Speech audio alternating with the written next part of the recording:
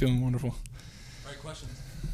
Michael, I want to ask about first Maddox's interception. I'm guessing you maybe didn't have like the greatest view of it because you were probably in the wash on the line. But like, what did you see from that play? And just like, what's that like moment where it was a pretty key stop in that they were kind of driving and capturing probably a little bit of momentum or some good vibes to turn that back and you guys get it, kind of can put the lid on them. Just how key was that? And just like, what do you remember from the play? It was huge. We got one of our blitzes, and we knew we got to get to this quarterback, right? Because he can make plays. He can, and we were really beating up their O-line, and you could see it all game. And, when it's third down, we really need to get off the field because we just want our offense to go score. We want to get as much points as possible, kill the clock. So, really from my perspective, I'm running inside, I'm rushing. I'm almost getting to him, by the way. So I almost got there, and he threw the ball, and I'm like, all right, I trust one of my guys are going to be there for a deflection or an interception. I turn around, I just see him dive, like full out dive for the ball, and I was just like, yes. Like he's one of those guys who will like full effort go make a play, when it needs to happen, and he's just a great player.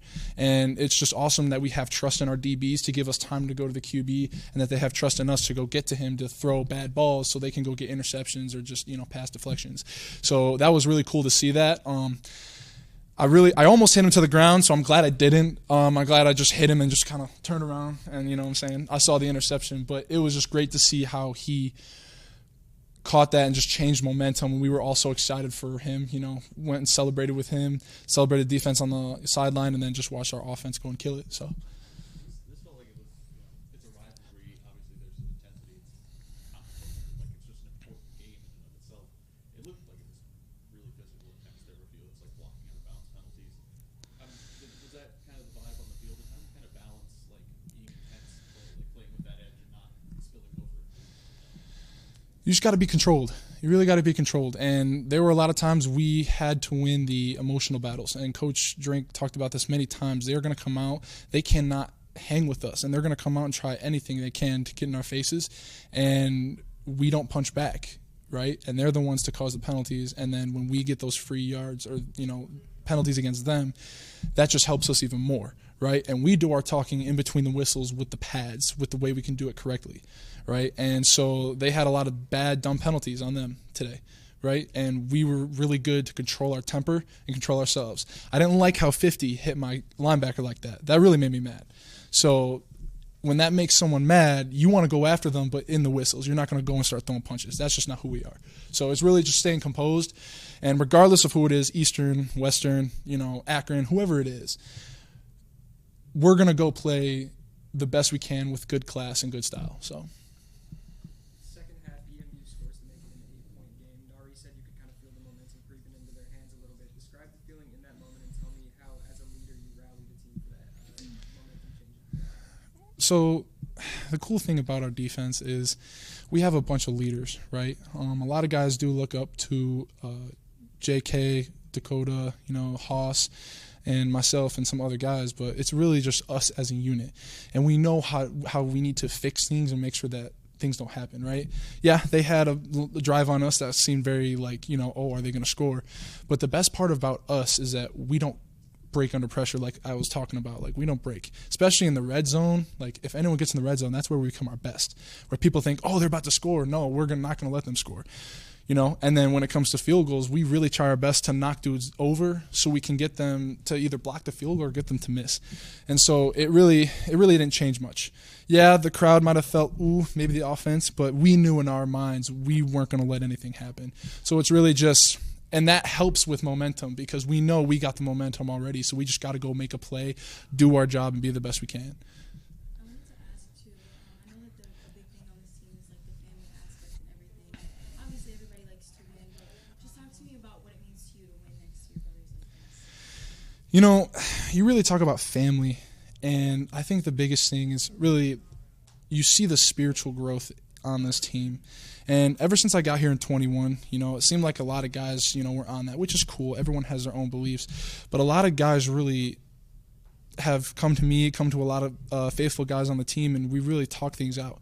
And guys have been growing spiritually, whether that's with Christ, whether that's just within themselves. Guys have been growing really well. And we've been connecting very well as a team. You know, we have 2 devotionals, one in the morning, one in the night before a game. We pray every time before a game. There are times I pray with so many guys. Guys go and pray, you know, regardless of what their beliefs in, still, we are connected. There's something deeper going on here, and I can see the growth in guys. And that's why we're really a successful team, and we're going to be, because of the way we are connected and the way we can hold each other accountable too. It's not like a pointing fingers, hey, you need to do, you know what I'm saying? It's a, hey, you need to step it up because you're better than that. You know what I'm saying? So if a guy needs to have a better block, so if a running back needs to just go have a better play, quarterback better pass, D lineman needs to get where he needs to, a corner needs to better read, whatever it is, we will get on them, right? And there was a time on the sideline today I had to let the D line know, like, hey, we need to rush better. Right? It can't be like 2 guys going and rushing good and then he's escaping in all these gaps because guys, you know what I'm saying? And it wasn't a screaming at them. It's like, we need to do better because I know we are. And then as soon as you know it, our guys are going and rushing and this dude is getting pressured. And so it's really just all about that accountability and just like the growth spiritually that is going on within this team. So. And for you guys to be able to pick up the win today, get your first MAC win, especially over a state rival, how is that kind of success going to mean for you and this team and be able to build on that momentum now going into next week? You know, it's just another win. I would say for us, it's just another win because you look at the past 3 years, we've experienced 4, 8, whatever. You know what I'm talking about. We only experienced like not many wins, but a lot of losses. And you know, some guys can get comfortable with we're 3-2 now, right? So guys can get comfortable with, oh, we're on a winning record, right? But that's not who we are. We are a team that we got to win. We're going to celebrate tonight. Then we're going to get back at it tomorrow, get our bodies right, relax, and start film on the next team because that's what we need to do. If we want to go win this championship, which I know we are, we're going to go game by game and we're going to go win by win. But it just starts with kind of enjoying now, right? And then picking it up tomorrow for the next because you can look back and see all the wins we've had and all the losses we've had, but that's in the past. You can't control that now. So all we got to do is control the future, and that's really where our mindset is right now. So. Mike, what about the crowd today? And as soon as the game was over, I watched you and you ran toward the band right away. Just can you talk about what that means to you? 28,000 today. Jeez. The top 10 crowds that we've ever seen here, and you'll see it again. You know, next time you play at home, you could be 3-0 in the league. I mean, what do you think of the crowd and the atmosphere that you saw today? It's just amazing to see our fans come in at home and just cheer us on. And I want, when fans watch this, I want them to understand that they are a huge role when it comes to this team and when it comes to helping us with momentum. And, you know, it's really hard sometimes when you come out of half, regardless of the score, you know, down, up, by a lot, by a little. You know, a lot of our student section likes to leave, and sometimes fans leave. And I get you got stuff to do, but it would really be cool if people stayed around for the fourth quarter and give us that really big electric atmosphere for us. And, you know, 28,000, that's a lot of people. But I guess one thing I would challenge the community and the student body is maybe get to 30,000, right? That'll be awesome.